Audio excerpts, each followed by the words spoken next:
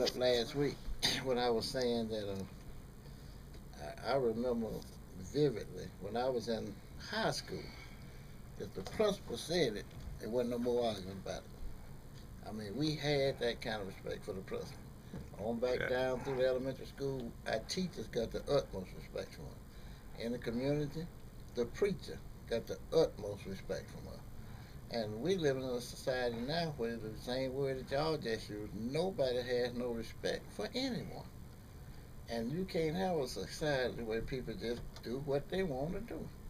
And all this was seen as, I remember parents telling their children, you don't have to take what we used to have to take.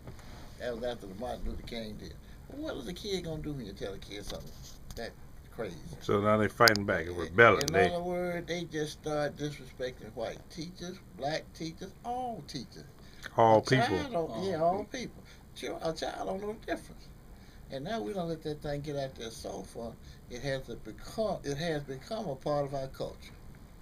I mean, everywhere you look, 3 year olds. Now I know you're not supposed to spank a parent now, but if a 3 year old had laid down in the grocery store, he'd have went out. He'd have did that one time because by the time his mother took him outside that grocery store and brought him back, he would never pull that off again. You see what I'm saying? I- So while we're babying him along the way, he's developing a habit that's going to take him down the wrong road. well, even you're riding the MARTA, and back in our day, if an old lady was, needed a seat, you get up out your seat. They'll let the old lady stand and sit back, slouch back in the seat. What is going on? I mean, we're talking about the common. We can't do the little things no more. That's right. That's another one of the things that comes under respect. Um, Rather than respect the older people now in our conversation, we make them louder. That's I right. hear I hear words that I've never heard come out of children mouths now. And the other day I was meeting a couple of young ladies with two children, and they were just cursing them little children. And before I knew it, I said to her, "Is that the same tongue you pray with?" And the other girl said to her, "I told you he was a preacher." It just came out. I didn't. It just came out, and I started to use it. I use it more often now. When I'm around them, they're just cursing. I just ask them, "Is that the same tongue you pray with?" Wow, wow. But you know what? Something has to be said, and that's one of our problems. We're not saying nothing. We're not saying nothing at all about Right. anything. Every behavior is acceptable. Yeah. Why? One of the reasons I believe is that grown people used to not be afraid of children. They used to not be. But they're afraid of children now because we hear children doing things that we only rarely heard grown people would do. Children shooting each other, children doing this, children doing this. Beating up old folks. Yeah, snatching old folk purses, breaking in the house, beating them up. Children used to then be involved in anything like that. And if they did, they were casted out. They Oh, were they were that was the bad kid. Everybody knew who the bad kid was. You know, they'd be carried out. yeah, if someone got it to your parents before you got home, you were met. You were met. Hmm. If you looked up the street and saw your mother or father meeting you coming from school, they'd heard something that was true. They couldn't hold it. They had to start meeting you coming from school. When I saw that, I knew something bad would happen. I was just hoping it was one of my other brothers, not me. That's all I was hoping for then. Yeah. But now, what is it? They don't meet you. They go talk to the teacher. They want to rough up the teacher. Right, right. The parents going They to rough up the blame. They teacher. have to have someone to blame. And now there's another key word. Yeah, We blame yeah. everybody for everything else, Except and that going back. except Yep, ourselves. we never look at ourselves. Right. You know. See, that goes back to what I'm saying. I don't. I really. Sometimes I take the Bible a little bit too far, but I don't know if anywhere in the Bible where God ever talked to number one person at a time.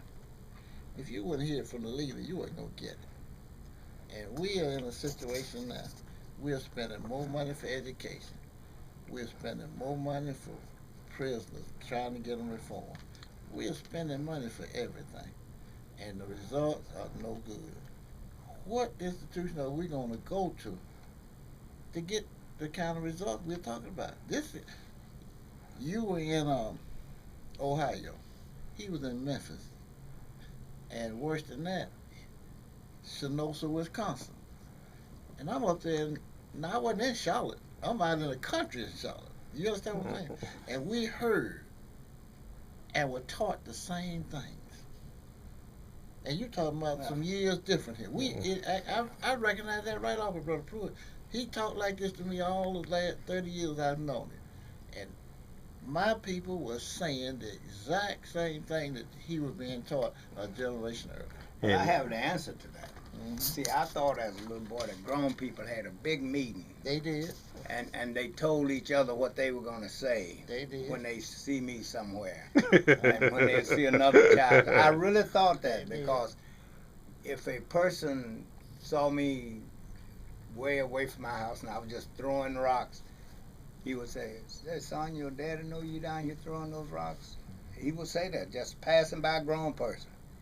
And if I was doing it over here today and next week doing over there, the guy I see over there would say the same thing. So I thought this big meeting was always held with grown people, and they said, when you see children throwing rocks, you ask them this. But it's the way we were reared. See, they all were trying to make you better. When we came up, I remember in my church, a very, very poor church at the time I came. It's not a Sunday went by we didn't take up money for foreign mission. I don't care if it was $10 or $1. We were taught to help those people overseas.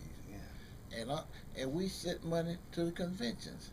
And these preachers in these little local churches with no education, never got a chance to go to seminary, they were proud when they went to the convention and heard a man was educated and told them a story. Those sermons came back home. I honestly believe our communities were addressed through that. It meant something to be a Baptist.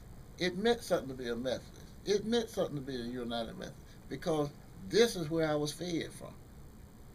Now it don't matter where you go because all of it really don't matter. We all in here for the same. We're not teaching nothing. We're taking up money and building bigger buildings and paying bills. Now that's just my take on this thing. And until the church was designed to be one, he said, Jesus said, you will know them because they love one another. And that, without that element in it, I don't care what we're doing, and people can cry and they can say what they want to say, but I'm going to take them right back to Chronicles. It says, if my people who are called by name would turn from their wicked ways, he said, I'll heal the land. We can't heal this stuff.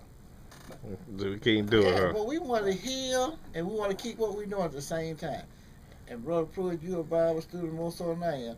I've never seen it happen like that. People got to turn to God, and he hear they cry. When he hear they cry, he come see about them. Yeah. Well, a couple of things we got to learn. See, we've gotten to an age and place that love is between a boy and a girl. Never been there with me, Brother Pruitt. But I'm never telling you, that's where it never is. has been there. Well, never has been with you, but that's the way. I'm telling you, that's the way it is. And because for a man to tell a man out of his feelings for him that he loves him is a rare thing in the church, in the community, anywhere, because of certain other things that take place. But we have limited love to just between a boy can love a girl and girl love a boy, and that's where it ends. Because if it gets beyond that, it goes into something else with us now.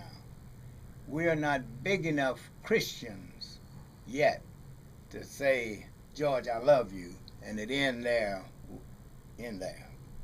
We're not big enough yet to do that. Well, let me ask you one question. Because if someone heard you say that to somebody, when they repeat it, it won't come out that way. I'm telling you now. Let me ask you one question. Yeah.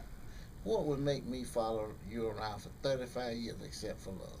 Oh, yeah. Palmer's right in there with us. Yeah. What would make us do that for you except for love? You're missing the point. No, I'm not. I'm not saying that you can't do it. It's a rare thing.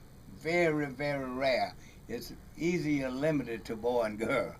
Right. It's easier limited to boy and girl. Anything beyond that is something wrong It's with it's known, but it's not it. Right, spoken. right, Yeah, right. it's not known Well, because Right. now, see, you got me again. When I say I love a young lady, I really mean I want her. I know it. See, know I mean, it. I can't get that mixed up. I mean, I might well be honest. Whereas you can't, the listening person can. See, everybody can't deal with what you say in their head like you can, how you mean it. That's how all the arguments start. I said it, but I didn't mean the way he took it. hmm That's how it goes. it's on the George. receiving end. Right.